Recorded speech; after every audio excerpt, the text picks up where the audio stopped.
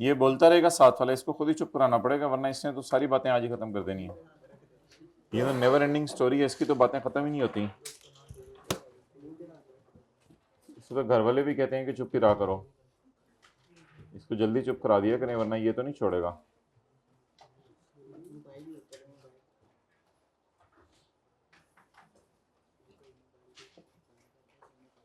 जी कौन सा सवाल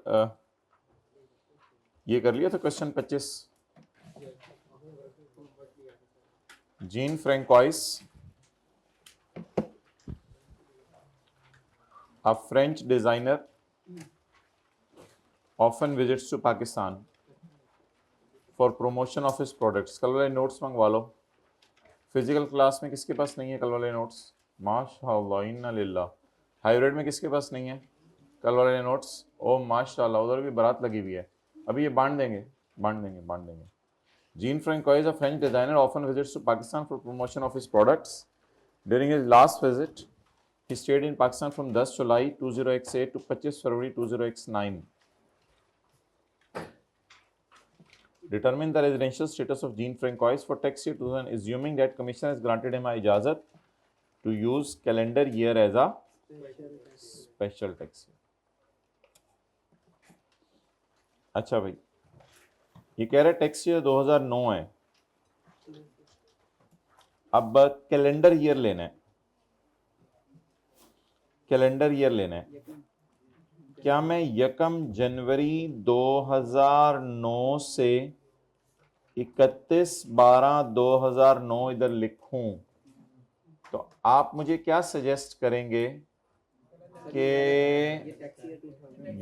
इसके बाद कौन सा 30 जून आएगा? 30 जून 2010। तो फिर इसको कैसे डिनोट करेंगे? 30 जून 2010 आएगा तो इसको टैक्स ईयर 2010 से डिनोट करेंगे। तो टैक्स ईयर 2010 से तो डिनोट नहीं करना हमने तो 2000 बोले 9 से डिनोट करना है। लेकिन अगर मैं लिखूं 1120x8 और ख़त्म करूं 31/12/2008, तो इसके बाद कौन सा 30 जून आएगा? 30 जून 9। तो फिर इसको किससे डिनोट करेंगे? और सवाल की रिक्वायरमेंट क्या है?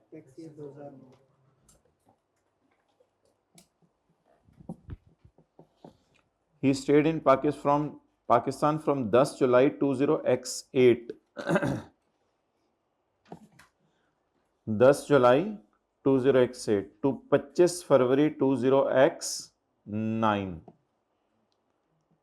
अब इसमें हमारे साल में जो दिन आ रहे होंगे वो कौन से आ रहे होंगे? जुलाई, अगस्त, सितंबर, अक्टूबर, नवंबर और दिसंबर। जनवरी फरवरी में अगर वो रहा भी तो हमारी बला से।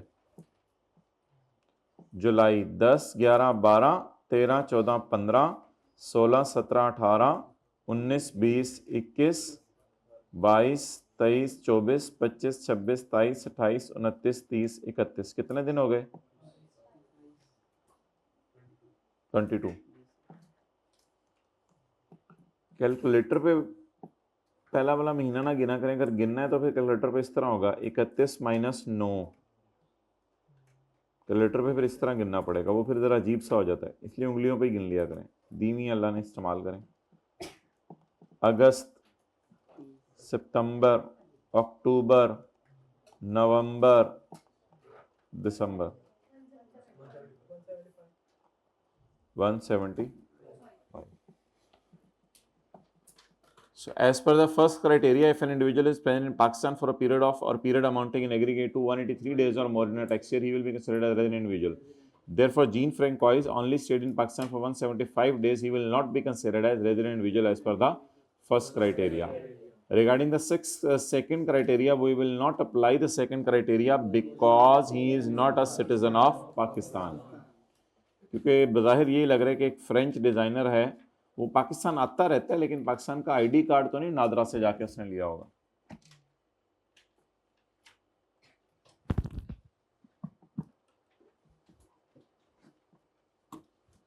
Okay next.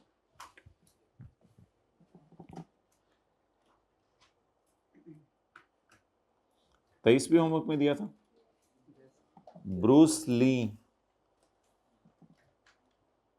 बंदा है बंदी है?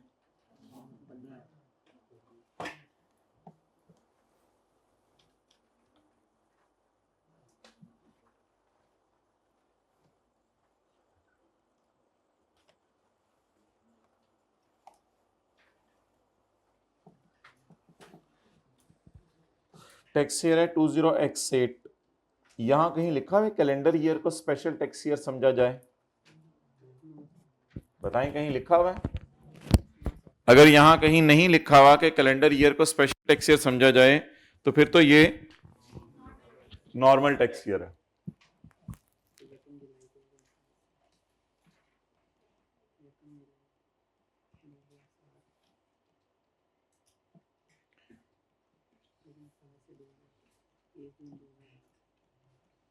ओके, पहले ना ये लिख लिया करें कि ये अरसा कौन सा कवर कर रहा है। 1 जुलाई 2007 से लेके 30 जून 2008। पाकिस्तान का तपक पड़ा 15 दिसंबर 2007। यहां पे पाकिस्तान तपक पड़ा।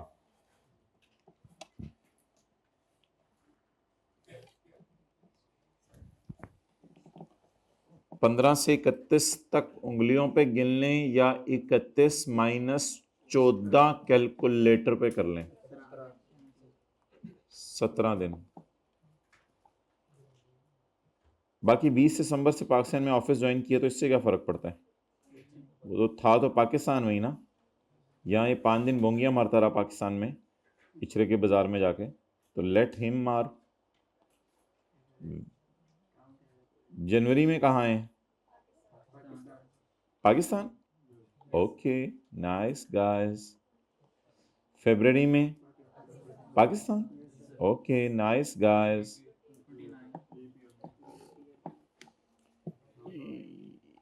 ये ना असल में सवाल 2018 में आया हुआ है। देख लें नीचे क्या लिखा हुआ है। 18 लिखा हुआ है, क्या लिखा है, 19 लिखा है। 2018 में आया हुआ है। तो असल में फिर जिस साल सवाल आया हो ना वही समझा करें इसको। फिर पेपर में असल में ना 2008 नहीं कहेंगे, इसको 2x ही है ना, तो इसको 1 एज्यूम कर लें, 0 एज्यूम कर लें। 2028 एज्यूम करना अजीब सी होगी। वो तो कहेगा मैं तो अभी खुद आया नहीं अभी तक तुम्हारी ज़िंदगी में, तुम कहाँ से आ गए। तो इसको 2008 एज्यूम करें इस सवाल को, यानी कि इस 20X8 को मैं कह रहा हूँ 2008 एज्यूम करें, 2018 एज्यूम करें या 2028 एज्यूम करें। बेहतर है 18 एज्यूम कर लें, क्योंकि 18 के साल में ये सवाल आया है, तो वही एज्यूम करना बेहतर है इंस्टेड ऑफ इट कि आप इसको 2008 एज्यूम करें। तो इसलिए 2018 इज नॉट अ लीप का साल, 2020 और 24 इज अ लीप का साल। तो दैट्स वाई फरवरी में मैं 28 दिन ले रहा हूं। March, visit to Dubai on an official trip. आप बताएं पाकिस्तान में कितने दिन रहा? 20 दिन पहले वाले और 31। अच्छा, ये थोड़ा सा ना जरा डिस्कस कर लें इसको।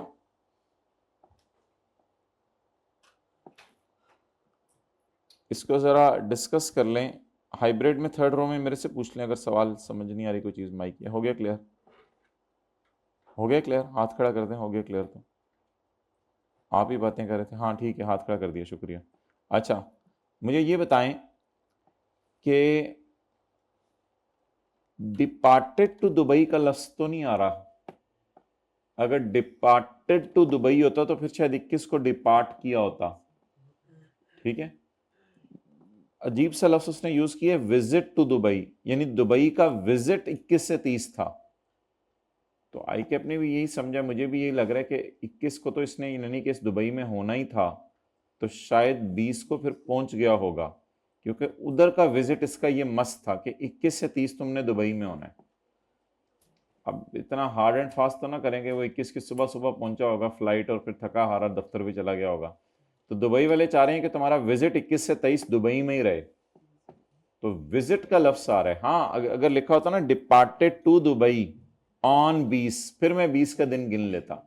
अब डिपार्टेड का लफ्ज नहीं लिखा हुआ, लफ्ज लिखा हुआ है विजिट टू दुबई, तो फिर मेरे ख्याल से 21 ना गिने, पहले 20 दिन गिन लें और 30 को भी दुबई था, यकम जो 31 मार्च का दिन गिन लें, टोटल कितने हो गए 21। आगे फिर उसी तरह कहानी है। मार्च हो गया, अप्रैल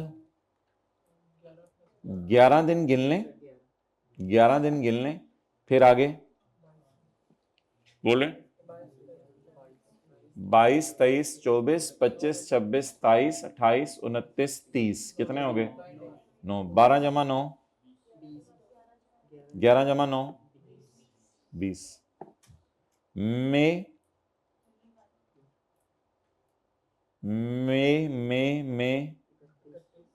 हाँ 31, सॉरी मई में तो पाकिस्तान है। जून,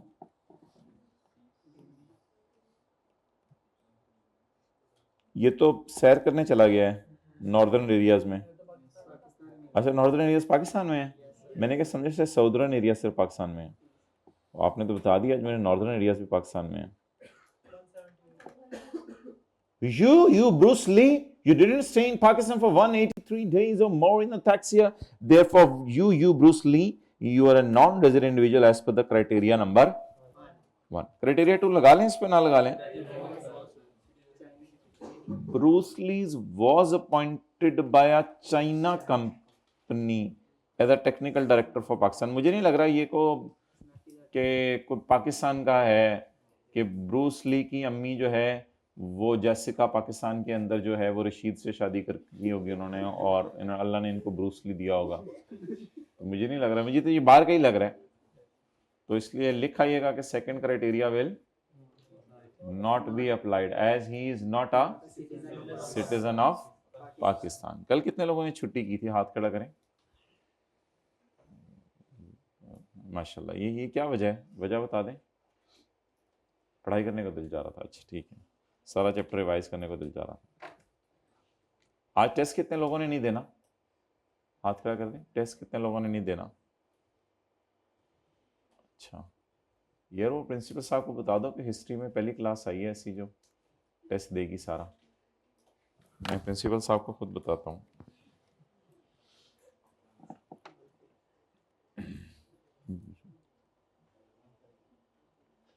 अस्सलाम वालेकुम, क्या हाल है सर, खैरियत से। सर ये टेक्स्ट की क्लास आई है माशाल्लाह हमारी इस दफ़ा ना, और ये जो है वो यानी कि सारे ही कह रहे हैं हमें टेस्ट देने हैं।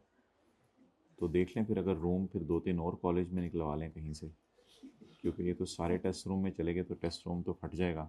तो इसका कोई अरेंजमेंट कर लें, क्योंकि ये तो काफ़ी सालों बाद ऐसा हुआ है अल्हम्दुलिल्लाह कि पूरी कोई क्लास ऐसी आई है सारे टेस्ट दे रही है। ये बाकी सब्जेक्ट भी पढ़े हैं, ये तो टेस्ट ही टेस्ट हुआ करेंगे अब मुझे लगता है बस कॉलेज में। तो ये देख लें, डिलीट कर देता हूँ फ़िलहाल तो, लेकिन ये है कि अगर कोई ऐसा मसला हुआ तो टेस्ट रूम में फिर देख लेना यार, जो भी टेंट वगैरह लगाने हैं साथ, सारा अरेंजमेंट वगैरह, ठीक है। तो ज़बरदस्त हो गया ये तो माशाल्लाह, अल्हम्दुलिल्लाह। ब्लेस्ड पीपल वी आर यार, ऐसे ऐसे लोग आ रहे हैं माशाल्लाह, सारे टेस्ट दिया करेंगे। क्वेश्चन नंबर 22, उनको को 2-3 टेस्ट चेक करने वाले भी और हायर कर लें, ये तो बहुत मसला हो जाएगा उनके लिए भी। Under the provisions of income, ये क्वेश्चन नंबर 22 कर लिया है।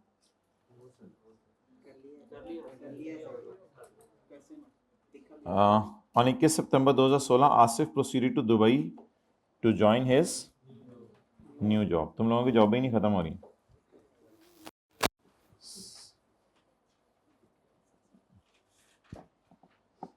ये कहीं सॉल्व किया होगा, यही किया हुआ ना सॉल्व, ये कोई ऊपर वाला है, यही वाला है ना। On 21 September 16 Asif proceeded to Dubai to join his new job. तो फिर जुलाई अगस्त सितंबर में कहाँ था, पाकिस्तान।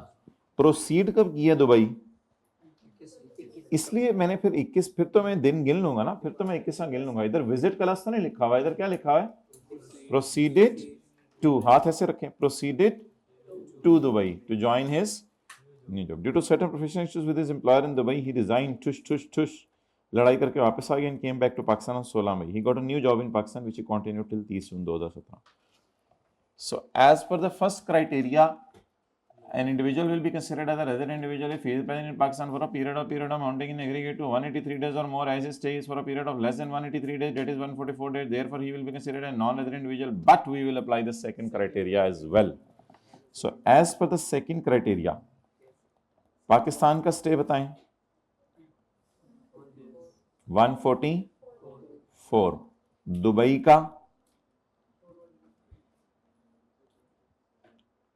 दुबई का बताएं बैलेंसिंग, दिन मत गिने। अब जब कंट्रीज ही दो हैं तो फिर एक कंट्री में इतना रहा तो बाकी दूसरे में रहा ना, 221।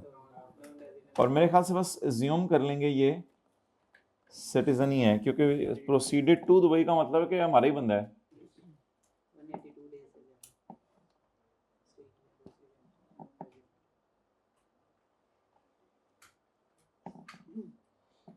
जी प्रेजेंट एनी अदर कंट्री, सारी कंट्रीज को मिला के देखना है या अलग अलग हर कंट्री को देखना है? बाहर की अलग अलग हर कंट्री को देखना है। तो stayed in Pakistan for 183 days और मोर, नो। तो Asif being a citizen of is present in any other country for more than, that is 221 days in Dubai. Therefore, as per second criteria, he will still be considered as a, therefore we hereby declare you a non-resident individual in the light of above two provisions.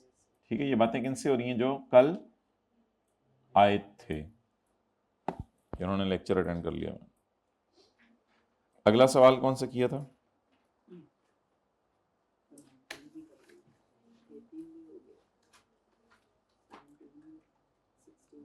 Ramiz proceeded to Saudi Arabia on 24 December to assume responsibility, he visited Karachi for representing. इसमें भी मेरे ख्याल से दोनों criteria लगेंगे, Rameez proceeded to Saudi Arabia. क्यों? क्योंकि ये सिटीजन है ना, तो इसमें भी दोनों क्राइटेरिया लगा के आ जाइएगा। हो सकता है पहले क्राइटेरिया में ही रेजिडेंट बन जाए, तो फिर दूसरा क्राइटेरिया लगाने की जरूरत नहीं है। तो कब कब दूसरा क्राइटेरिया नहीं लगाना? अगर पहले क्राइटेरिया में ही क्या बन गया तो दूसरा क्राइटेरिया लगाने की जरूरत, और जब कभी सिटीजन ही नहीं है तो भी दूसरा क्राइटेरिया लगाने की जरूरत नहीं है, वरना फिर हर सवाल में दूसरा क्राइटेरिया। लेकिन अगर गवर्नमेंट एम्प्लॉई है एक बंदा तो भी, तो ये बात लिखनी है या कोई जरूरत नहीं? ठीक है, समझ आ गई है, लिखनी है। जब पहले में ही रेजिडेंट बन जाए तो भी दूसरा क्राइटेरिया नहीं लगाना, अब लिख भी नहीं रहे। जब पहले में ही रेजिडेंट बन जाए तो भी दूसरा क्राइटेरिया नहीं लगाना, और जब सिटीजन ना हो तो भी दूसरा क्राइटेरिया नहीं लगाना।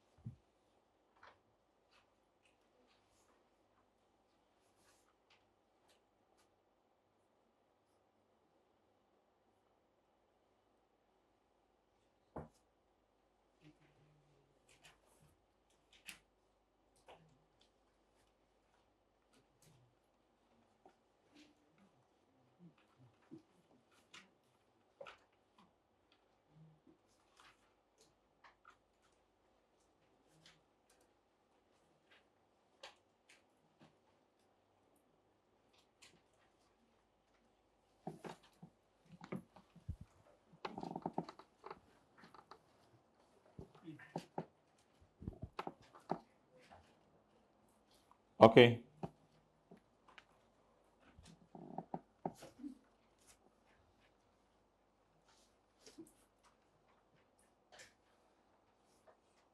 डन।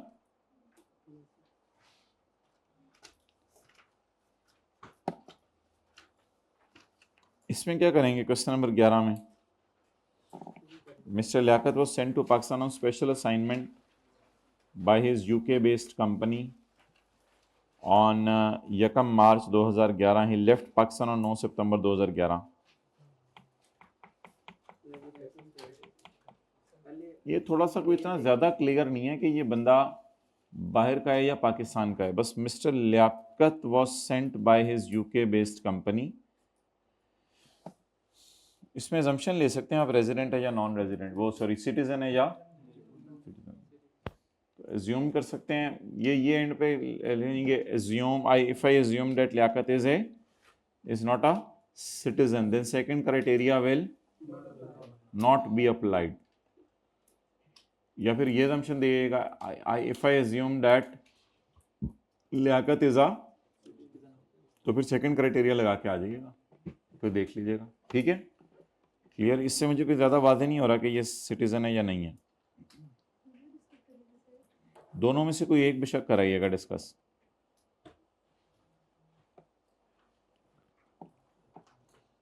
चलें जी,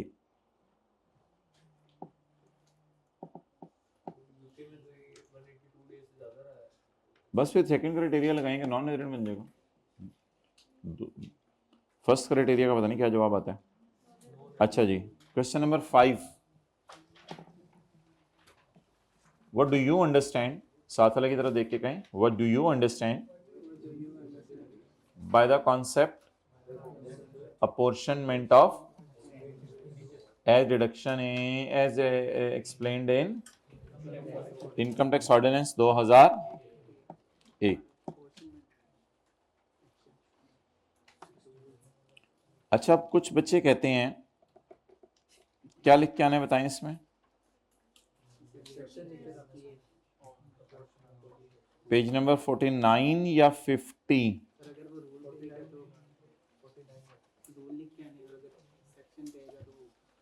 पेज नंबर 49 वाला लिख के आना है या पेज नंबर 50 वाला लिख के आना है? अच्छा भाई, ये जो इसने लफ्ज लिखा है ना अपॉर्शनमेंट ऑफ एक्सपेंडिचर, तो ये हेडिंग भी यही है, अपॉर्शनमेंट ऑफ एक्सपेंडिचर। डिडक्शन और एक्सपेंडिचर एक ही चीज होती है। और माय डियर, ये हेडिंग भी यही है, अपॉर्शनमेंट ऑफ एक्सपेंडिचर। कुछ बच्चे कहते हैं उसने पूछा है अपॉर्शनमेंट ऑफ एक्सपेंडिचर, तो हम लिख के आएंगे रूल 13। नहीं नहीं नहीं नहीं, अपॉर्शनमेंट ऑफ एक्सपेंडिचर तो ये भी अपॉर्शनमेंट ऑफ एक्सपेंडिचर, ये नीचे देख लें एक्सपेंडिचर लिखा हुआ उसने लफ्ज, तो दोनों की हेडिंग सेम है, अपॉर्शनमेंट ऑफ डिडक्शन या अपॉर्शनमेंट ऑफ एक्सपेंडिचर। बहस कुछ हो रहा है कि जो पेज नंबर 49 पर, जो पेज 49 पे दिया गया है, वो ये जो सेक्शन 67 है, ये है इनकम टैक्स ऑर्डिनेंस 2001 की रोशनी में, और अगले सफे पे दिया गया रूल 13।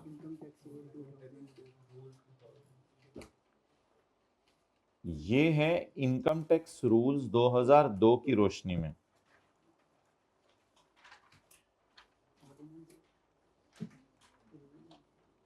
ये फर्क है दोनों में, वो इनकम टैक्स ऑर्डिनेंस की रोशनी में है और ये इनकम टैक्स रूल्स की रोशनी में है, बस ये फर्क है। उसमें ऑर्डिनेंस का लफ्ज है, इसमें रूल्स का लफ्ज है। बाकी सवाल देख लें क्या पूछा हुआ है उसने, in the light of income tax ordinance, तो फिर तो सेक्शन 67 लिख के आएंगे।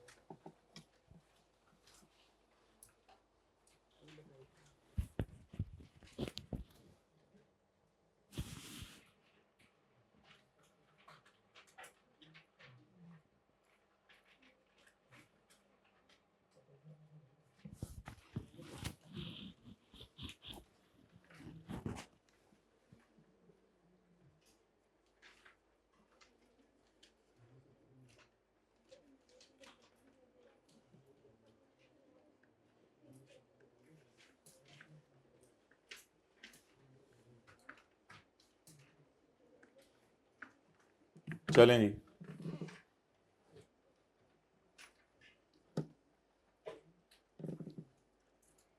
फेयर मार्केट वैल्यू हमने पढ़ लिया हुआ है। इनकम ऑफ जॉइंट ओनर्स किसी और चैप्टर में पढ़ना है? जी बताएं।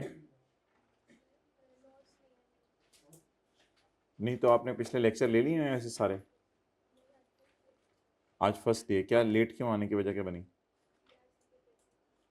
अच्छा, नोट्स भाई इनको दे दें, लेकिन इसमें आप ऐसा कीजिएगा कि अभी जो है पिछले चैप्टर वाले, अभी इनको नए चैप्टर के दे दें, पिछले चैप्टर वाले बाद में ले लेंगे। अभी आप ये कीजिएगा कि पहले जो है वो ईद तक ये क्लासेस के साथ मिलें, फिर ईद के बाद आएँ। अभी ऐसा इतना फ़ायदा नहीं होगा। अभी वैसे हम नया चैप्टर शुरू करने लगे हैं, वो शायद समझ आ जाए, लेकिन बेहतर है पिछला से पहले कवर करें। और सीट ऑफ इनकम और करेंसी कन्वर्जन, वैसे हम 4 का ए कर लिया हमने और 2 भी कर लिया। चलें जी, अब निकाल लें वो, बाकी कोई सवालों की ज़रूरी नहीं, जो रह गए हैं करने में आप कर सकते हैं, कोई मसला नहीं।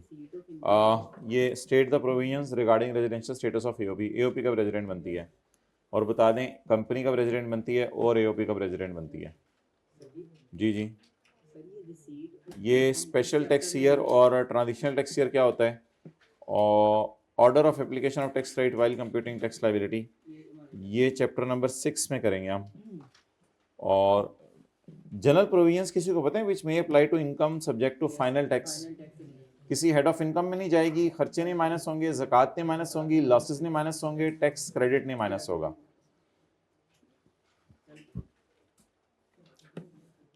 क्वेश्चन नंबर 20, दानिशवर रिनाउंड ऑथर, उसने अपनी किताब लिखी है इंसानों का के रवैये। ये इंसानों के रवैये उसको लिखते लिखते 2.5 साल हो गए, तो 24 महीने से ज़्यादा वक्त लगा है। उसको 9 लाख आया है as an account of royalty. Discuss the taxability of 9 lakh received by Danishwar. तो दानिश्वर की टैक्सेबिलिटी डिस्कस करें। तो as a general rule this 9 lakh can be taxed in the year in which it is received, however where the time taken by an author, ये लाइन एक लिखिएगा जो मैंने बोली है कि as a general rule he can, this income will be taxable in tax year 2016। However, where the time taken by an author of literary or artistic work to complete the work exceeds 24 महीने, the author may elect any lump sum amount received in a tax year as royalties for the work as having been received in that year and the preceding 2 years in equal proportion.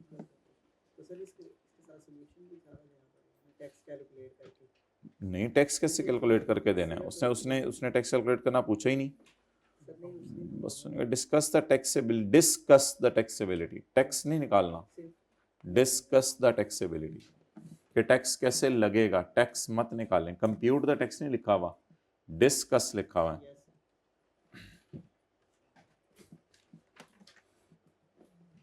चलें जी, इनको हम property का chapter बांटे भाई।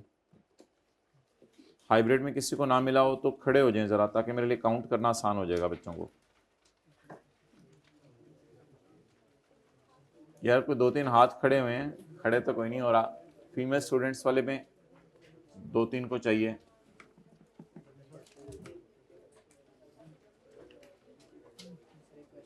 जी हाँ जी, in kind का मतलब बताया था कि आपको पैसे ना दे, कोई और चीज दे दे।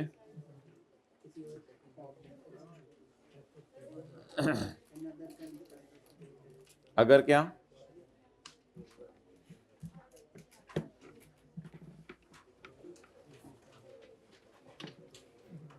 भाई इस क्लास में दे दिए, दूसरी क्लास में जी। अभी भी किसी को नोट्स ना मिले हो तो हाथ खड़ा कर दें जी।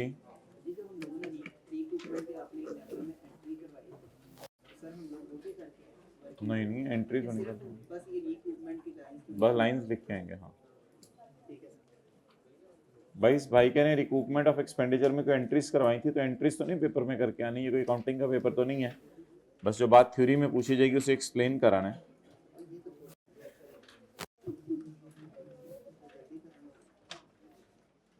अच्छा जी, इनकम फ्रॉम प्रॉपर्टी हाइब्रिड में मिल गए नोट्स, जरा हाथ खड़े करके बता दें मिल गए हैं, नहीं मिले पता नहीं, अब हाँ ना कुछ भी नहीं इशारा, और नहीं मिले, नहीं मिले भाई, जाए ना जल्दी से।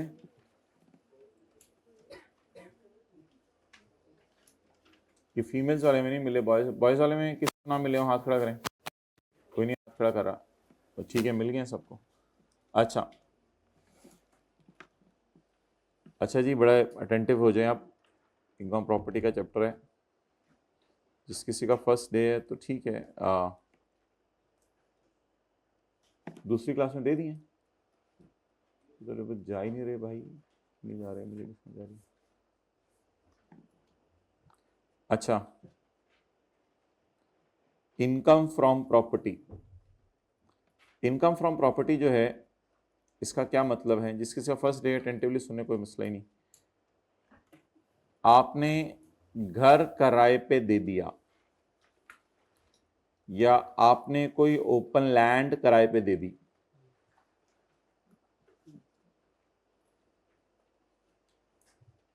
और किसी को ना मिले हो नोट्स? बस ठीक है, मिल गए सबको।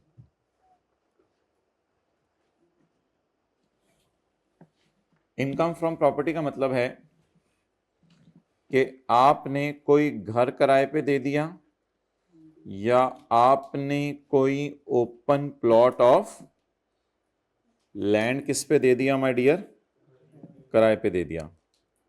तो ये किराए पर दे देना, बोलें कहां फॉल करेगा?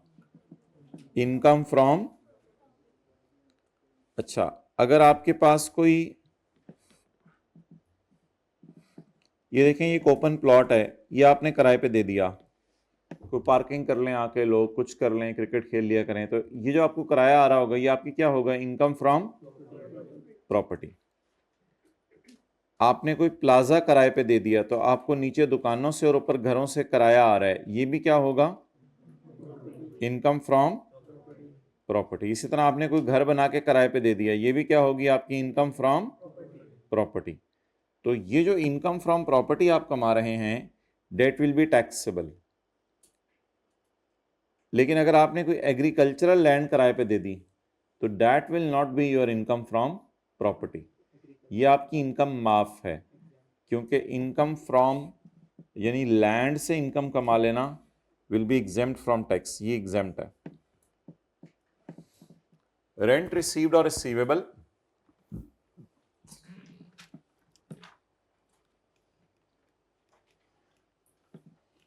मिसाल के तौर पे आपने अपने घर का ऊपर वाला पोर्शन किराए पे दे दिया, ग्राउंड फ्लोर पे आप खुद रहते थे, फर्स्ट फ्लोर आपने किराए पे दे दिया, तो आपने अपने घर का ऊपर वाला पोर्शन किराए पे दे दिया। हाउस रेंटेड आउट,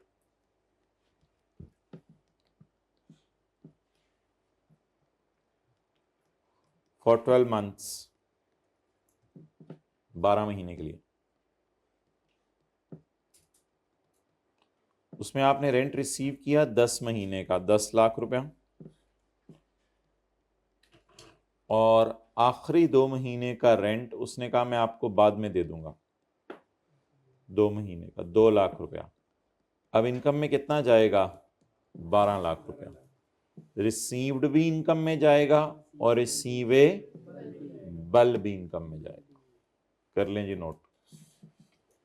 तो रिसीव भी इनकम में जाएगा और रिसीवेबल भी। रिसीव्ड, ईड और बल, ईड और बल दोनों इनकम में जाएंगे।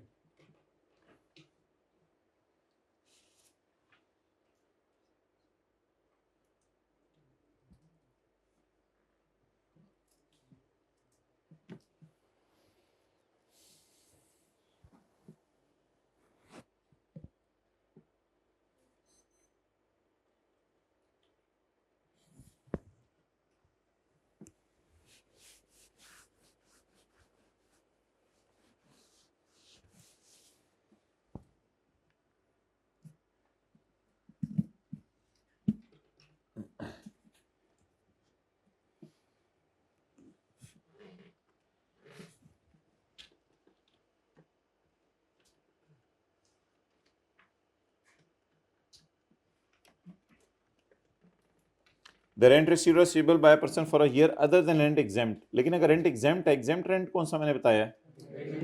एग्रीकल्चर लैंड को अगर आप किराए पे दे दें, तो जो किराया आ रहा होगा वो आपकी इनकम में जाएगा या माफ हो जाएगा? माफ हो जाएगा। Shall be chargeable in that year under the head income from property. इसको उस साल इनकम में ले जाएं under the head income from property.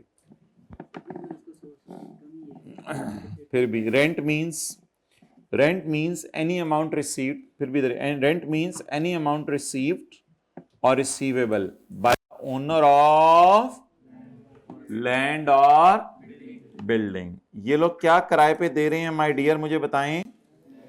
या ये लोग लैंड किराए पे दे रहे हैं, या ये लोग क्या किराए पे दे रहे हैं? बिल्डिंग किराए पे दे। तो लैंड या बिल्डिंग का किराए पे दे देना is over income from property.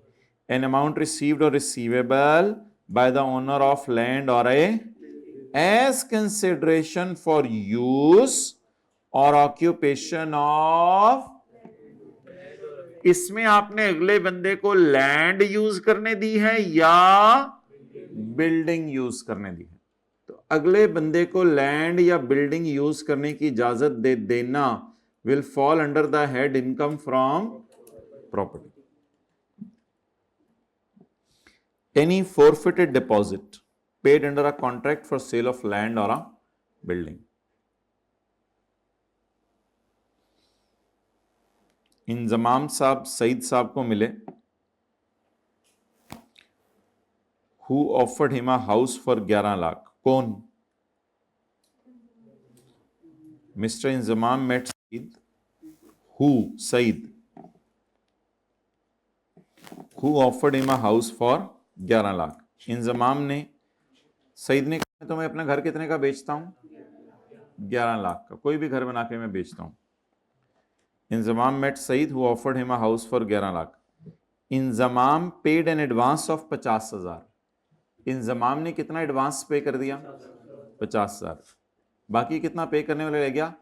10,50,000। Total कितना देने? 11 लाख। कितना दे दिया?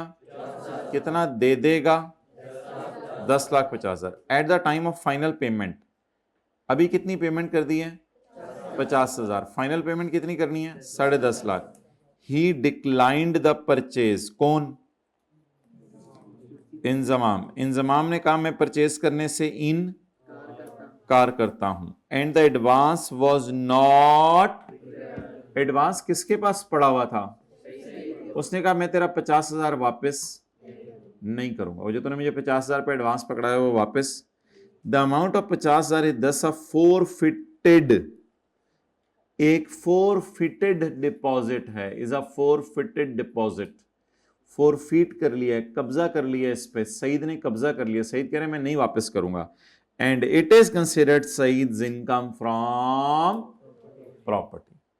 आप बताएं घर बेचना कितने का था? 11 लाख का। 11 लाख मिले या उसमें से सिर्फ 50,000 अभी मिले थे? सादा सी बात यार, आप दुकान के ऊपर घी का डब्बा खरीदने गए, आपने कहा 10 रुपए पकड़ो, 90 रुपए बाद में आके देता हूं। आप 10 रुपए दे के आ गए। अब जब आप घी का डब्बा लेने गए आपने कहा नहीं यार ये मुझे घी पसंद नहीं है। उसने कहा मैं तेरे 10 वापस नहीं करता, कर ले जो करना है। अब वो 10 उसकी क्या बन गया है? इनकम। समझ आ गई बात? तो सिंपल साथ वाले को आपने कैलकुलेटर के पैसे दिए, यार 100 रुपया पकड़, 500 रुपया कल दूंगा, कैलकुलेटर मुझे दे दे। अगले दिन वो इनकारी हुआ है, कहता है कि आप कैलकुलेटर आपने देखा, आपने कहा मुझे नहीं पसंद आया। उसने कहा चल भाग, 100 रुपया मैं वापस नहीं करता। तो इसको क्या कहते हैं? अगले के डिपॉजिट पे कब्जा कर लेना। अगले के डिपॉजिट पे। तो ये जो फोरफिटेड डिपॉजिट है, छुड़वा लिए गए पैसे, माफ करा लिए गए भी कहते हैं, अगले को मना के भी माफ करवा लेते हैं आप। ये किसकी इनकम होगा? जिसको मिले हैं। तो मिले किसको हैं? जिसने घर बेचना था। उसने घर बेचना था, कितने का बेचना था? 11 लाख का। उसमें से कितने आ गए? कितने कभी भी नहीं आएंगे? 10.5 लाख, क्योंकि डील कैंसिल हो गई है। तो ये 50,000 इज फॉरफिटेड डिपॉजिट। अच्छा, अब दुनिया की डिक्शनरीज में ये रेंट नहीं है, क्योंकि ये किराया नहीं है किसी चीज का। रेंट का मतलब होता है किराया। लेकिन लॉ मेकर ने जबरदस्ती इसको भी कहां डाल दिया? इनकम फ्रॉम प्रॉपर्टी के चैप्टर में। लॉ मेकर ने इसको भी इनकम प्रॉपर्टी के चैप्टर में डाल दिया जबरदस्ती। अब हम क्या करें? उसका मर्जी है उसकी। तो नहीं, कैलकुलेटर तो मैंने वैसी मिसाल दी है आप लोगों को समझाने के लिए। मिसाल तो सिर्फ लैंड और बिल्डिंग के लिए इस चैप्टर में।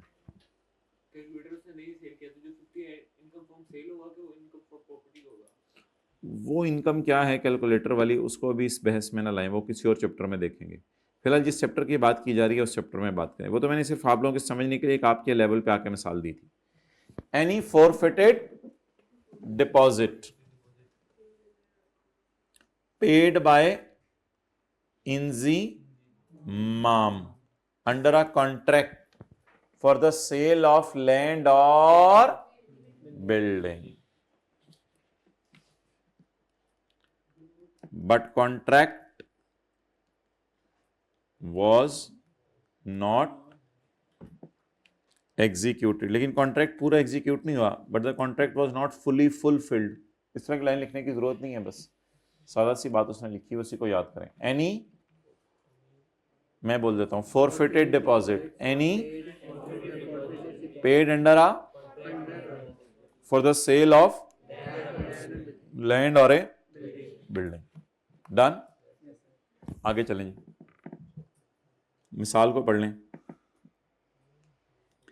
इंजमाम सईद को मिला जिसने who offered him a house of 11 lakh, जिसने इंजमाम को घर अपना ऑफर कर दिया 11 लाख में। इंजमाम ने दे दिए पैसे 50,000, अच्छा बच्चा था, इंजमाम ने दे दिए पैसे 50,000 रुपये, और at the time of final payment, जब फाइनल पेमेंट का टाइम आया तो उसने डिक्लाइन कर दिया परचेज को, and the advance was not, और एडवांस वापस नहीं किया उसने। The amount of 50,000 is thus forfeited and considered mister Saeed's income from property.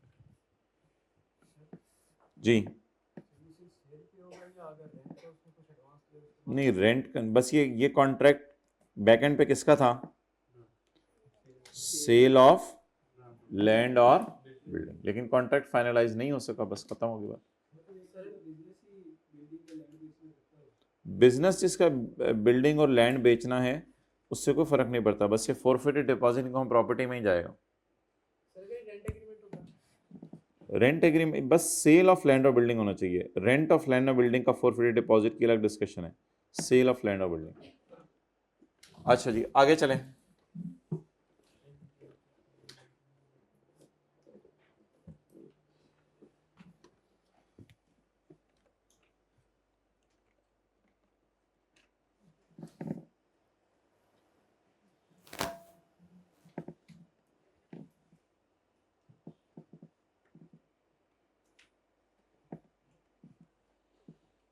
अगर एक बंदा अपनी लैंड, ये लैंड नजर आ रही है आपको और ये बिल्डिंग नजर आ रही है, अगर एक बंदा लैंड और बिल्डिंग को प्लांट एंड मशीनरी के साथ किराए पे दे दे,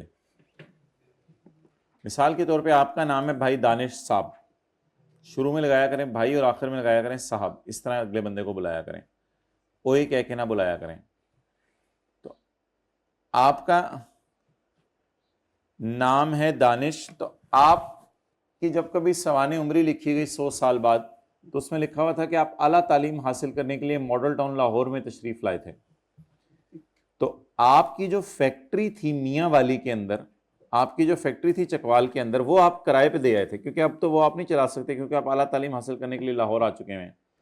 तो फर्ज करें कोई बंदा लैंड और बिल्डिंग को प्लांट एंड मशीन के साथ किराए पे दे दे, तो अब अगला बंदा किराया इस वजह से दे रहा होगा कि लैंड बड़ी अच्छी लोकेशन पे है, या किराया इस वजह से दे रहा होगा कि इसके अंदर कोई मशीन पड़ी हुई है। अब तो अगला बंदा फैक्ट्री को सामने रख के देख रहा होगा ना कि इस फैक्ट्री के अंदर बनने क्या है, इस फैक्ट्री में जूते बनने हैं, इस फैक्ट्री में मरुंडे बनने हैं, चॉकलेट्स बननी है, वो तो बंदा अगला फैक्ट्री को देख के कह रहा होगा। तो कुछ लोग ओपन लैंड को किराए पे देते हैं, कुछ घरों को दुकानों को किराए पे देते हैं, कुछ फैक्ट्रियां किराए पे देते हैं। अब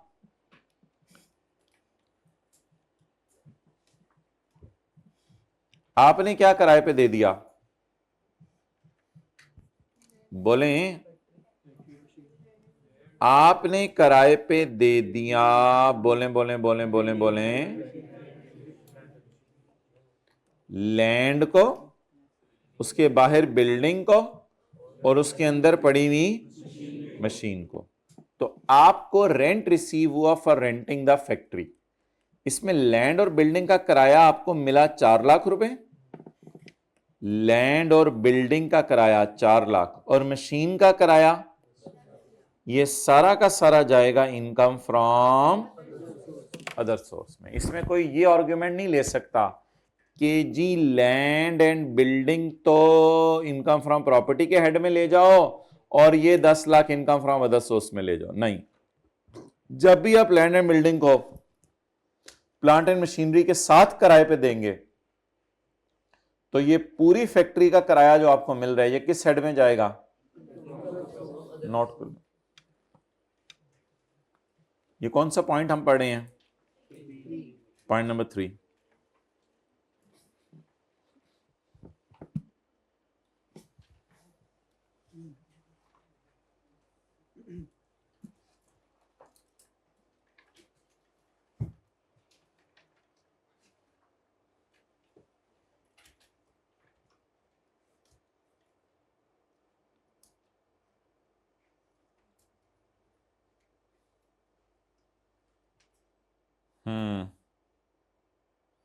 जल्दी करें।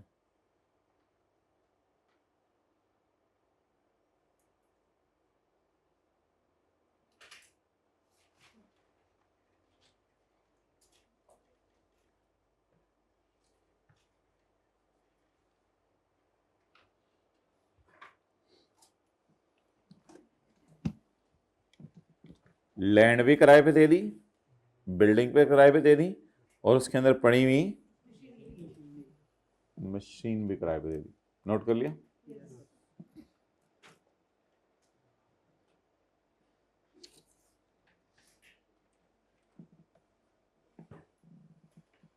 तो ये आपकी इनकम फ्रॉम प्रॉपर्टी है या इनकम फ्रॉम अदर सोर्स है? क्या इसको हमने इस चैप्टर में रखा है या इस चैप्टर से निकाल दिया है? इस चैप्टर से निकाल दिया।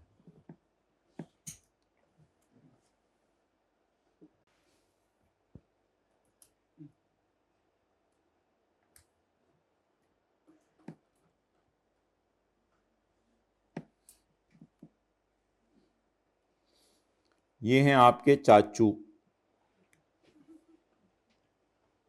इसमें लिखे तो आपके चाचू ने एक बनाई है, प्लाजा बनाया है या हॉस्टल बनाया है। ये हॉस्टल के कमरे हैं, कमरा नंबर 1, कमरा नंबर 2, कमरा नंबर 3, कमरा नंबर 4, और चाचू खुद बाहर रहते हैं। अब चाचू जो किराया ले रहे होंगे वो ना सिर्फ कमरे का ले रहे होंगे बल्कि कमरे के अंदर ये जो बिजली की सहूलत मुहैया की हुई है, पंखा डंडे से चलता है, बिजली से चलता है, ये जो एसी की सहूलत दी हुई है, ये जो इसके नीचे एक्स्ट्रा मैट्रेस पड़ा हुआ है नजर नहीं आ रहा, इसकी सहूलत दी हुई है, ये जो लगे हुए वाईफाई की सहूलत दी हुई है, ये जो दरवाजे के बाहर खड़े हुए सिक्योरिटी गार्ड की सहूलत दी हुई है, ये जो दोपहर और रात के खाने की सहूलत दी हुई है जो यहाँ आके रखा जाता है, ये जो दोस्तों को बिठाने की सहूलत दी हुई है, ये जितनी भी सहूलतें कमरे के अलावा दी हुई हैं, जितनी भी सहूलतें कमरे के अलावा दी हुई हैं, उन सहूलतों का किराया भी आपके चाचू ले रहे होंगे जिनको रूम्स किराए पे दिए हुए हैं, और कमरे का किराया भी ले रहे होंगे। अगर खाली कमरा आप लेते तो शायद 10,000 किराया होता, लेकिन कमरे के साथ इतनी ज्यादा सहूलतें, वाईफाई भी, खाना भी, सिक्योरिटी गार्ड भी, कभी आप जो है वो थक जाएं तो चपेड़ें भी, सारी सहूलतें वो आपको दे रहे हैं। तो रूम रेंट रिसीव किया 25,000 रुपए आपके चाचू ने, और rent received for providing amenities, amenity सहूलतें होती है ना, amenities and utilities, wifi, wifi नहीं, wifi, utility, security guard, lunch, dinner, चपेड़, ये सारा कहां जाएगा? घर का किराए पे देना, रूम का किराए पे देना is income from other source. लो कर लो गलते फड़ लो कान, तो बड़ा बड़ा लिखा हुआ है प्रॉपर्टी। रूम का किराए पे देना कहां जाएगा? Income from property. और रूम के साथ जो कनेक्टेड सर्विसेज हैं उसका किराया, अब चाचू रूम का रेंट आपसे कितना ले रहे होंगे?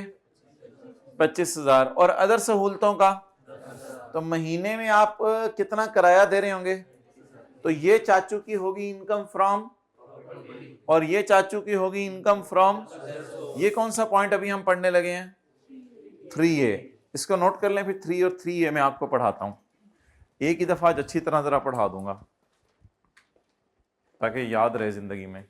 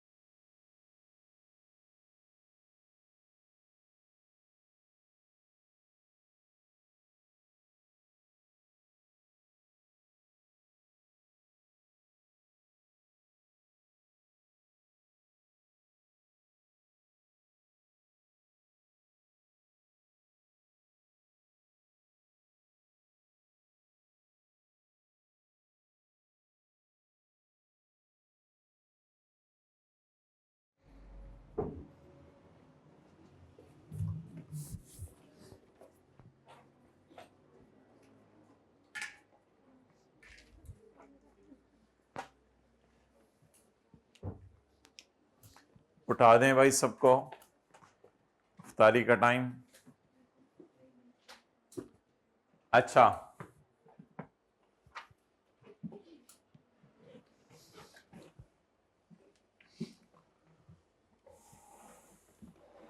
गर्मी आ रही है या आ गई हैं?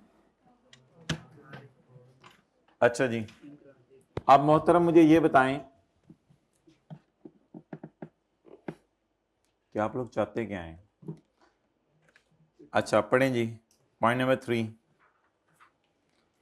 Any rent received by a person against किराए पे देना of building together with shall be chargeable under the head income from other source।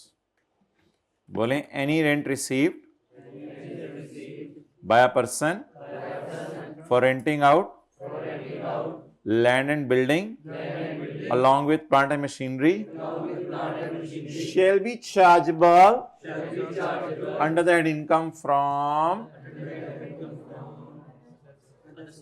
other source। Okay guys, all will go to income from। असल में ना इधर आप machine की वजह से वो जगह किराए पे ले रहे हैं, इसलिए लैंड एंड बिल्डिंग को भी इसने फेंक दिया है। इधर तो नहीं अलग अलग किया कि ये जाएगा इनकम फ्रॉम प्रॉपर्टी में और ये जाएगा अदर सोर्स में, इधर तो नहीं अलग अलग किया, लेकिन उधर अलग अलग कर दिया। ये मिसाल अभी हम देख रहे थे मसाला लगा के, इस मिसाल में देखें ऑल टुगेदर उसने बदल दिया चीज को। उसने कहा है कि जो रूम का किराया है वो जाएगा इनकम फ्रॉम प्रॉपर्टी में, और अगर रूम के साथ आप और सहूलतें देने पे आ रहे हो तो आपका तो लेवल है चाचू। तो 25,000 का ये रूम वैसे मिलता है, आप 35,000 का किराए पे दे रहे हो। इसमें जो 10,000 चाचू को मिल रहा है वो किस वजह से मिल रहा है, क्योंकि चाचू ने वाईफाई दिया हुआ है, चाचू ने बिजली की सहूलतें मुहैया की हैं, चाचू ने सिक्योरिटी गार्ड अरेंज करके दिया हुआ है, चाचू लंच डिनर चाची से बनवा के लाते हैं। तो इसका मतलब है चाचू ने बहुत ज्यादा सहूलतें दी हुई हैं जो लोग दूर दूर से सीए करने आए हुए हैं उनको। तो चाचू की ये कौन सी इनकम है, इनकम फ्रॉम अदर सोर्स। अब ये फेंकने लगा हूं, इसको कैच कीजिएगा। चलें,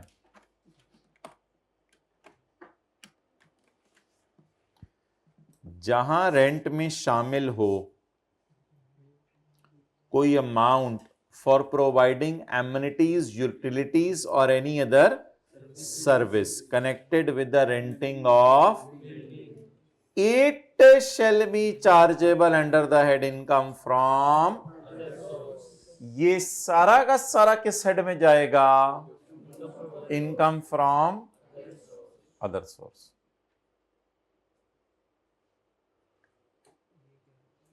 मुस्कुराते क्यों नहीं हो?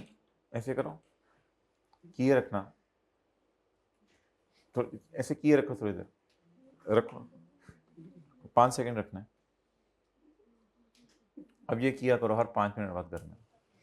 चलें जी, पढ़ें। वेयर रेंट इंक्लूड, जहां रेंट में शामिल है एन अमाउंट, कोई भी अमाउंट, फॉर प्रोवाइडिंग सहूलतें, बिजली और any other service connected with the eta, it shall be chargeable under the head income from other source, या सारा, it या all, जहां रेंट में शामिल हो सहूलतें देने के पैसे, it shall be chargeable under the head income from it. Where rent include any amount for providing amenities, utilities or any other service connected with the renting of building, it shall be chargeable under the income from it, not it is. Okay, I hope it's more than clear. For further details you cannot meet me after class.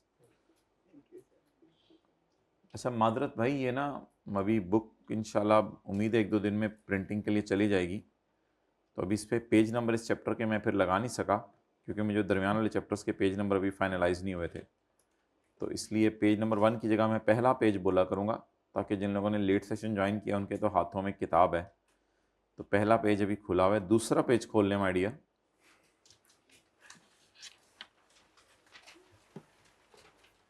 अगर आप कभी घर किराए पे दें, अगर आप कभी घर किराए पे दें, तो ऐसी सूरत में, या लैंड किराए पे दें, कोई भी चीज आप किराए पे दें, तो ऐसी सूरत में जो किराया इनकम में जाएगा ना, वो जाएगा हायर ऑफ एक्चुअल और फेयर मार्केट रेंट। मिसाल के तौर पर आपने घर किराए पे दिया 50,000 रुपए का, लेकिन अपने कजन को, लेकिन मार्केट में वो घर 55,000 रुपए किराए में चढ़ता है। अब आप अपने कजन से कितना ले रहे हैं, लेकिन मार्केट में कितना किराया आजकल, 55,000। आप बताएं आपकी इनकम में कितना ऐड होगा, 50 ऐड होगा या 55 ऐड होगा? 50 ऐड नहीं होगा, हायर ऐड होगा। बबलूज, भालूज, टिंकूज, हायर ऐड होगा। The following amount will be added in income. Higher of 50 या 55, आपको तो कौन सा हायर लग रहा है देखने में, जरा देखें। 55, तो हायर इनकम में ऐड हो जाएगा। ओके, वैसे किराया 55 था, लेकिन आपने कजन होने की वजह से, खून तो लाल है ना अल्हम्दुलिल्लाह, लोगों के खून तो नहीं सफेद हुए, कजन होने की वजह से इसको कितने में दे दिया, 50। अब मिल आपको 50 रहा होगा, लेकिन आप इनकम में कितना डाल रहे होंगे, 55। लेकिन अगर आपका दुश्मन आ गया, तो आप किराया जो है बाजार में है 60, आपने उससे लिया 62। ओए होए होए, अब हायर क्या है, एक्चुअल किराया इनकम में ऐड होगा या फेयर मार्केट किराया ऐड होगा, या दोनों में से वड्डा आला, बड़े वाला। अब आप हजरात तशरीफ ले आए।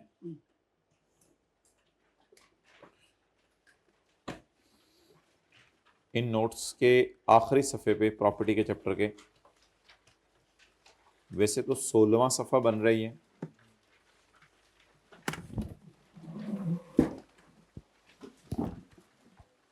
काला मार्कर ले आओ, काला मार्कर ले आओ, बराबर।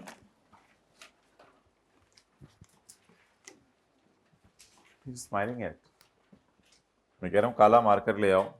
ये हाँ, मिस्टर सुहेल, आपने कहा वो अफ्रीका पहुंचा हुआ है। Mister Sohail, a resident individual owns a building in Clifton, area of Karachi. On 1 जुलाई 2021 को उसने किराए पे दे दी बिल्डिंग बाकिर को एट अ सालाना किराया ऑफ 16 लाख।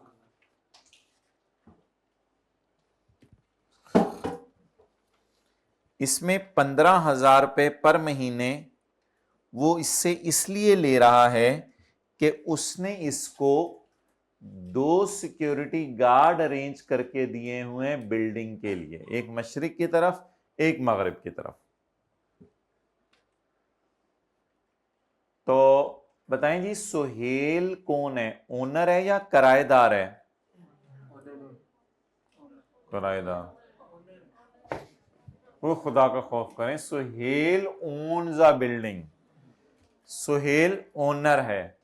इसने 1 जुलाई 21 बनता है टैक्स ईयर 2022, इसने बाकिर को घर किराए पे दे दिया एट अ सालाना किराया ऑफ, इसमें वो कुछ ले रहा है उससे 15,000 per month for arranging 2 security guards for the building. अच्छा बाबलूस भालूस टिंकुस, मुझे ये बताएं कि टोटल रेंट कितना बन रहा है? टोटल रेंट 16 लाख रुपया। 16 लाख में कितना रूम का किराया लिया जा रहा है जो जाएगा इनकम फ्रॉम प्रॉपर्टी में, और कितना किराया जो है वो लिया जा रहा है दूसरी सहूलतें मुहैया करने का? बजाय 15,000 पर मंथ पर सिक्योरिटी गार्ड नहीं लिखा हुआ कि 2 सिक्योरिटी गार्ड से मल्टीप्लाई करूं, 2 सिक्योरिटी गार्ड उसको दिए हुए, उसके बदले उससे 15,000 रुपए ले लेते हैं हर महीने। तो 15,000 ज़रब 12 उससे इसलिए ले रहे हैं कि उससे क्या दिए हुए हैं? बिल्डिंग दी हुई है, या बिल्डिंग के साथ कोई और सहूलत दी हुई है? बिल्डिंग के साथ गार्ड तो नहीं मिलते मार्केट में, ये भी बिल्डिंग लेने गार्ड भी दे दो, ये तो अलग सहूलत है। तो बता दें 15,000 जो मैं उससे ले रहा हूं हर महीने, अभी ये मेरे इनफ्लोस की बात हो रही है कि चाचू की जेब में जा क्या रहे हैं। मेरे चाचू का यहां नाम है सुहेल, और चाचू को जो किराएदार मिला है उसका नाम है बाकिर। अल्लाह हर चाचू को किराएदार दे। 15,000 ज़रब 12 इज इक्वल टू 16 लाख में से 1,80,000 मालिक मकान ले रहा है सिक्योरिटी गार्ड की सहूलत देने का। तो 16 लाख में से बाकी पैसे किस लिए ले रहा होगा? इसको मैं बैलेंसिंग निकाल सकता हूं। बैलेंसिंग, ये कभी आपने सुना लफ्ज से जिंदगी में? बैलेंसिंग, बचा कुचा। बचा कुचा बताएं कितना बना? 1,20,000,000। चलें जी, नोट कर लें। वर्किंग 1। बाकी शुरू में आप जो है 6-7 लाइनें छोड़ दीजिएगा सवाल के फेस के लिए। 6-7 लाइनें शुरू में छोड़ के फिर वर्किंग 1 कर लें। 6-7 लाइनें छोड़ के वर्किंग 1 कर लें।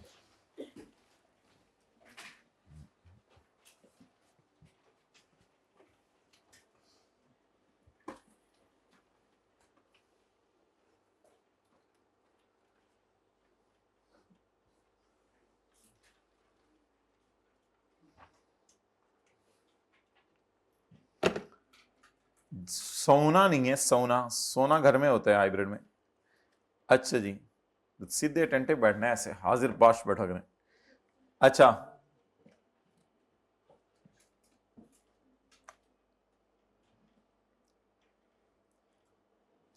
यहां तक कॉन्सेप्ट समझ आ गया? कोई मसला?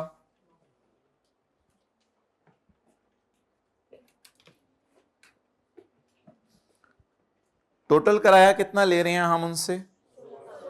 16 लाख। उसमें 2 सिक्योरिटी गार्ड की सहूलत दी हुई है, तो उस बदले में उनसे कितना ले रहे हैं? 1,80,000 साल में। अगर उनको सिक्योरिटी गार्ड ना देते तो फिर उनसे किराया कितना लेते? अब मैं खोलूंगा वर्किंग नंबर 2 और हेडिंग दूंगा इनकम फ्रॉम प्रॉपर्टी। एक हेडिंग में दे दूंगा इनकम फ्रॉम प्रॉपर्टी और दूसरी हेडिंग में दे दूंगा working number 3 income from other source.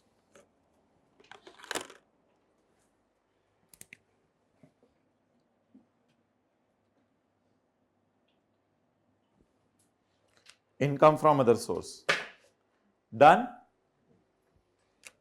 अच्छा जी, ग्रॉस रिसीट। ग्रॉस रिसीट का मतलब होता है खर्चे माइनस नहीं हुए। ग्रॉस रिसीट कितनी है इनकम फ्रॉम प्रॉपर्टी की? 14,20,000। जाहिरी बात है अगर घर किराए पे देने हैं तो चाचू को खर्चे भी करने पड़ेंगे। अच्छा,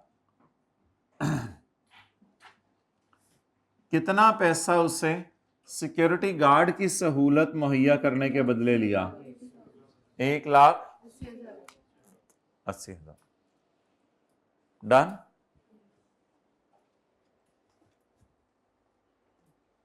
मैं कर लू नोट, कर लो।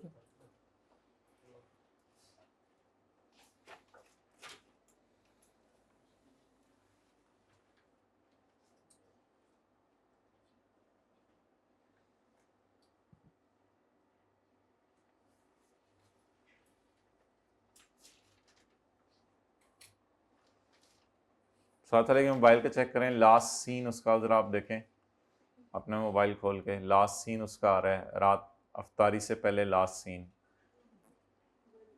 माशाल्लाह।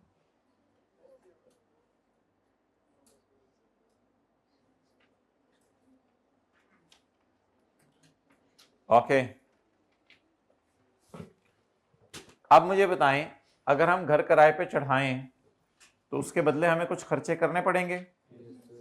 अगर हम मालिक मकान के तौर पे किसी को सिक्योरिटी गार्ड अरेंज करके दें तो हमें सिक्योरिटी गार्ड को तनख्वाहें भी देनी पड़ेंगी।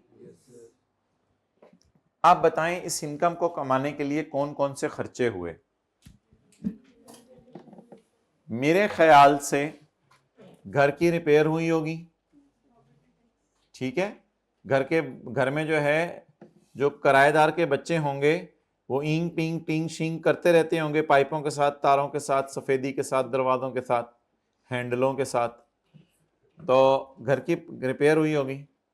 बाकी हुकूमत पाकिस्तान ने घर पे प्रॉपर्टी टैक्स मांगती है, ये भी एक खर्चा होता है, इनकम टैक्स नहीं होता, ये प्रॉपर्टी टैक्स होता है। इसके बाद हमने एक मूंछों वाला बंदा रखा होगा, मुस्टैशेस वाला, मूंछों वाला बंदा रखा होगा। वो जाता होगा बाकिर के घर, बाकिर को कहता होगा किराया दे। बाकिर कहता होगा मैंने नहीं देना किराया, बराए मेहरबानी इंतजार करो। ये अपनी मूंछों को ताव देता होगा और बाकिर किराया लेता हुआ आ जाता होगा भागता हुआ। तो एक डराने वाला बंदा हम रखते हैं ताकि लोगों से पैसे कलेक्ट करें। तो जब कभी बाकिर पंगे पुंगे करने लग गया तो हमने एक बंदा रख लिया होगा जिसको काम होगा हमें रेंट कलेक्ट करके देना।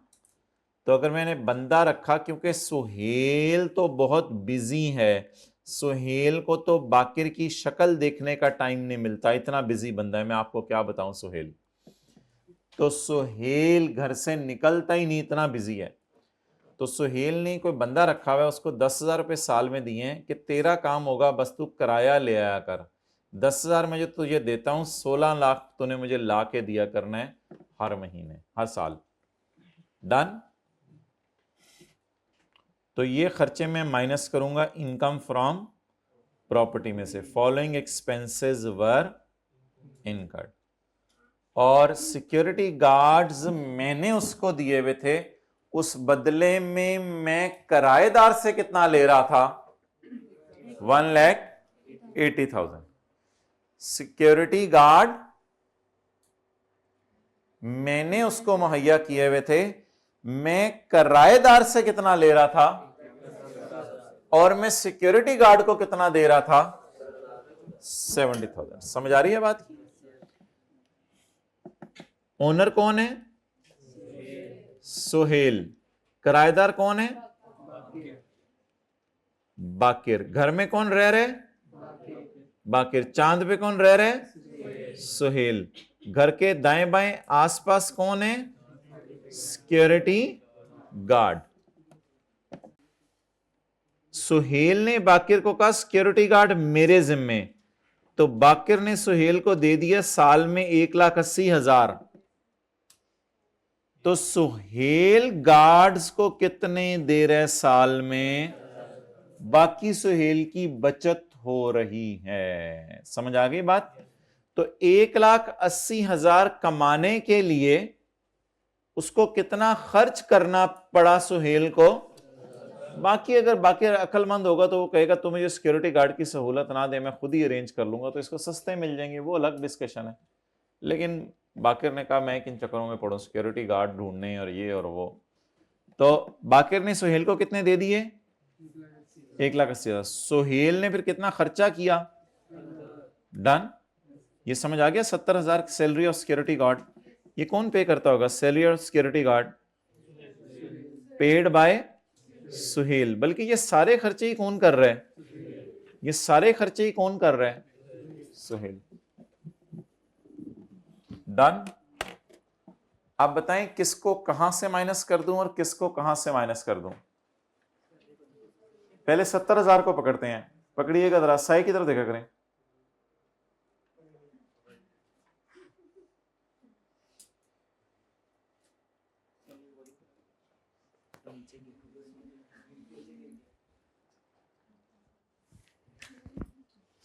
$70,000।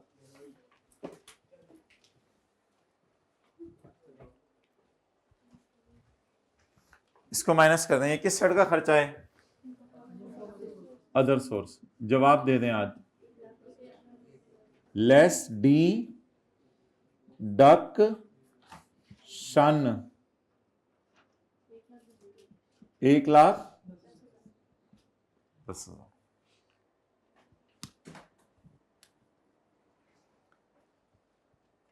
बाकी खर्चे कहां से माइनस करने हैं? Less repair.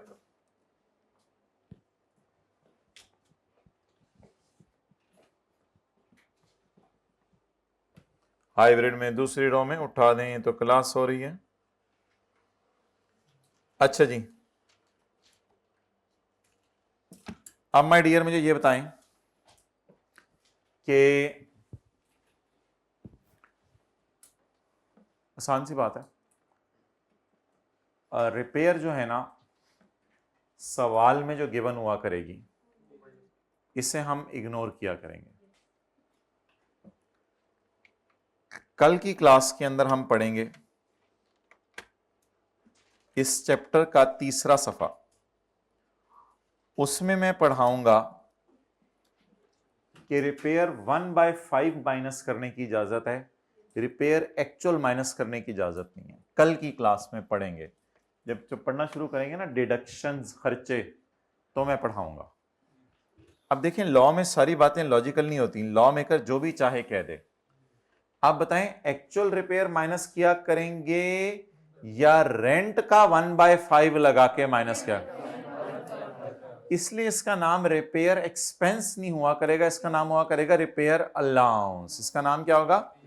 Repair allowance. अब इसको मैंने पकड़ना है या इसको देख के मैंने कह देना है हाँ, मुंह यहां रख के फिर इधर करें थोड़ा सा और करें उंगली रख के हाँ, इसको इग्नोर कर दें। 35,000 को क्या कर दें? इग्नोर कर दें। और 35,000 को मत देखें कितना है, बल्कि माइनस करें रिपेयर अलाउंस। अच्छा, ग्रॉस रेंट कितना है? 1420,000 अलाउंस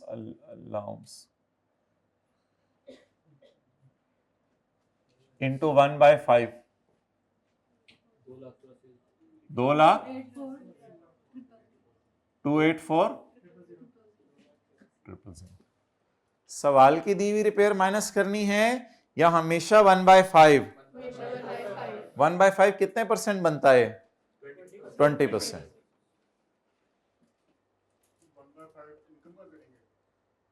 1/5 उसी फिगर का करेंगे जिस फिगर का आज मैंने किया है।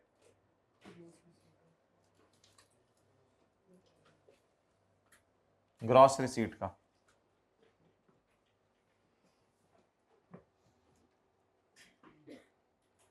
इसकी बार बार रिवीजन करेंगे तो याद हो जाएगा, बल्कि हो ही गया है। रिपेयर एक्चुअल माइनस नहीं करना, बल्कि कितना माइनस करना है।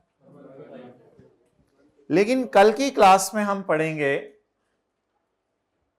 कि इस चैप्टर के तीसरे सफे पे जब खर्चे माइनस करे होंगे तो रिपेयर की जगह रिपेयर अलाउंस माइनस करेंगे, लेकिन प्रॉपर्टी के ऊपर जो टैक्स पे कर रहे हैं वो सारा माइनस करेंगे, उसमें कोई मसला नहीं। तो इसलिए इसको पकड़ लें।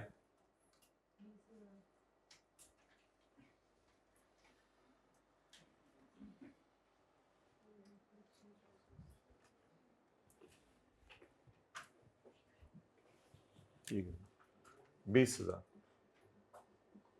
Property tax. भाई पता करो कोई टेक्नोलॉजी नहीं ऐसी आई हुई मतलब से वीजा उठाया करें तो फेंका करें तो लिखा जाए, जैसे पेंट फेंकते हैं। पता करो तो देखो दुनिया में क्या हो रहा है आजकल। नहीं है ये भी? अच्छा चलो देख लो, इस पे काम शुरू करवा दो, किसी को कह दो उधर ही रखें। प्रॉपर्टी टैक्स,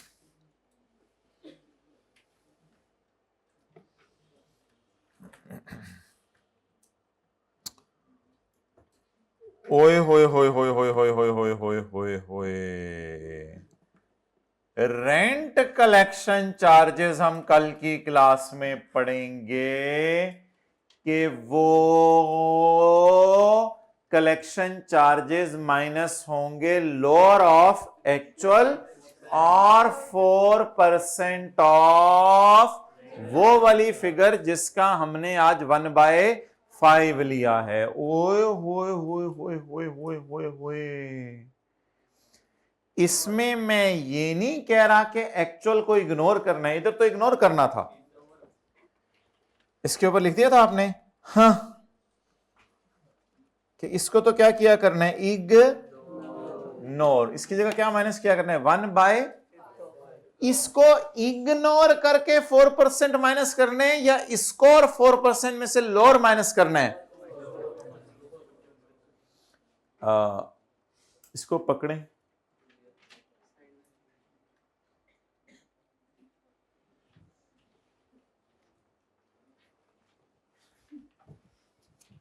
ये थोड़ा सा अंदर आके गिरा है। ये क्या चक्कर है, थोड़ा सा अंदर आके गिरा है क्योंकि इस फिगर को नहीं माइनस करना ना, इसमें से क्या काम करना है, हेडिंग देनी है रेंट कलेक्शन चार्जेस। ये हेडिंग देने के बाद यहां आपने लिखना है बड़ा बड़ा लोअर, बड़ा बड़ा लोअर लिखना है आपने, बड़ा बड़ा लोअर लिखना है। Lower of actual,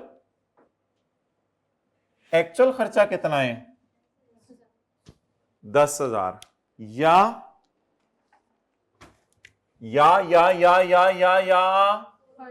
4% of 1420 is equal to, आराम से ताएं 56800। अब कोई माइक कलालिस पूरी क्लास में बता दे कि 10,000 और 56,000 में से लोअर क्या लगे, और है भी क्या लोअर 10,000, और लग भी कौन सा लोअर रहे, लोअर को पकड़े और पकड़ के बाहर ले आए। लोअर जी में आया, कौन कौन आएगा, उते आला थल्ले आला, उते आला। Sir, please speak in English with me. You don't know that I know only one language. 10,000.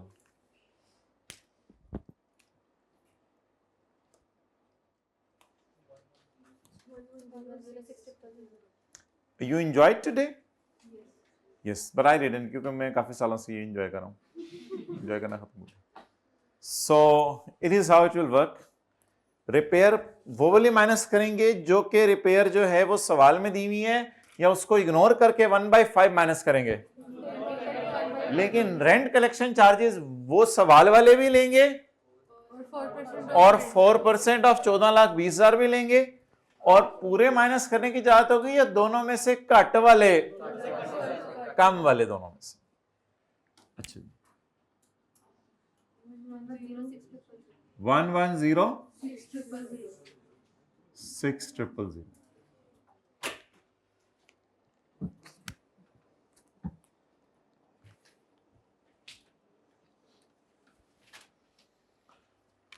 अब सवाल का फेस बनाने से पहले जो 5-6 लाइनें छोड़ी हुई हैं उस पर हाथ फेर दें रजिस्टर पे, साफ कर लें, सारे जरासीम मिट जाए।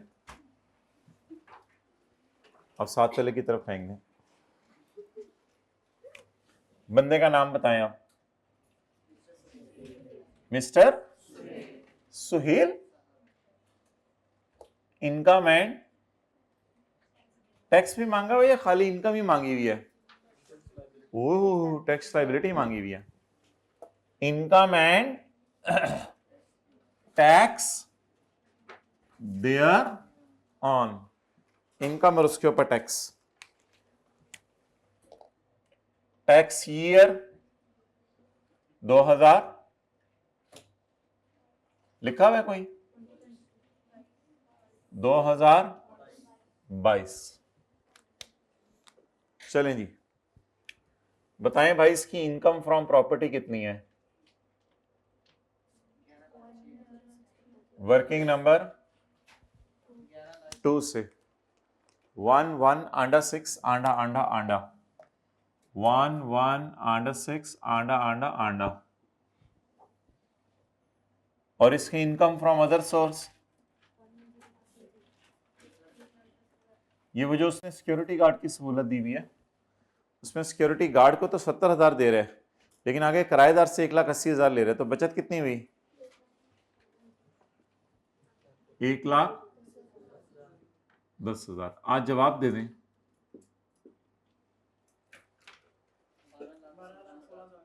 12 लाख।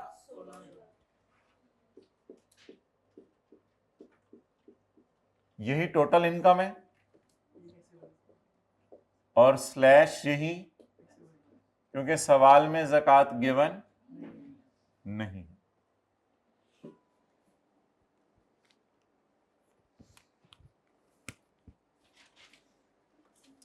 टैक्स क्रेडिट और to be credit? To be credit तो कटें, निकालें जाके टैक्स। फेस तो बनाना आसान है ना।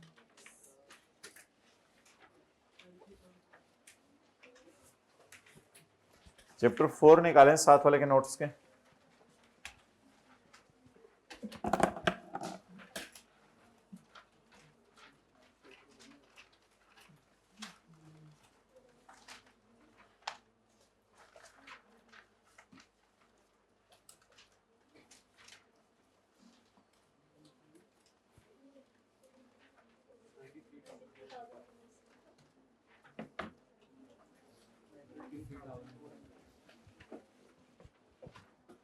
जी,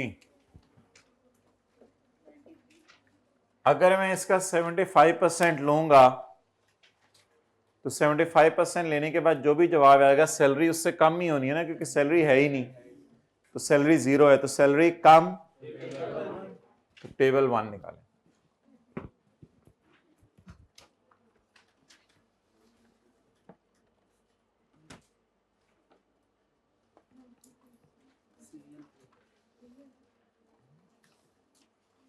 serial number 3, 90,000 plus 20% amount exceeding 12 lakh. 90,000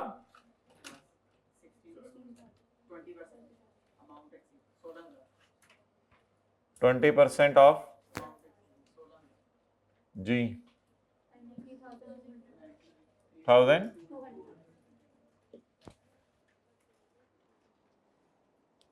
93,200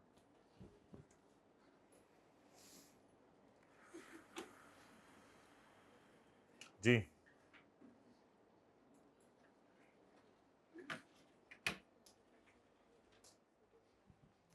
अच्छा मुझे बताएं, हमने ये दोनों हेड्स अलग अलग क्यों किए थे? क्योंकि सवाल में लिखा हुआ था कि अगर आप घर के साथ कोई और सहूलत भी दें तो सहूलत का जो उससे पैसे ले रहे हैं वो जाएंगे इनकम फ्रॉम, इसलिए दोनों हेड्स अलग किए थे। सिक्योरिटी गार्ड की तनख्वाह नीचे क्यों माइनस की, ऊपर क्यों नहीं माइनस की? क्योंकि सिक्योरिटी गार्ड्स के बदले जो इनकम आ रही है वो भी तो इधर आ रही है ना, इसको इधर माइनस कर दिया। बाकी सारे खर्चे ऊपर माइनस कर दिया हमने। रिपेयर सवाल से क्यों नहीं उठाना? क्योंकि 1/5 करना है। सवाल से क्यों नहीं उठाना? क्योंकि ये 1/5 1/4 क्यों नहीं है? ये तो एफबीआर को पता है, हमें कैसे। उसके बाद रेंट कलेक्शन चार्जेस सवाल वाले भी उठाने हैं और उस फिगर का 4% लेना है। 6% क्यों नहीं लेना? हमें क्या पता, 4% भी लेना है। ये दोनों फिगर्स माइनस करनी है, दोनों में से कोई एक। कौन सी वाली? एक लोअर वाली, बाकी तो उसी तरह है। तो ये थी जी टैक्स लायबिलिटी मिस्टर सोहेल की। कितनी? 93,200। ये इसकी टैक्स लायबिलिटी। सीधे हाथ से बोलो। जाएं जी, ले जाएं साथ वाले को। अब कहां लेके जाएंगे? टेस्ट रूम में। और अगर वो ना जाए तो उसे मेरे पास ले आए।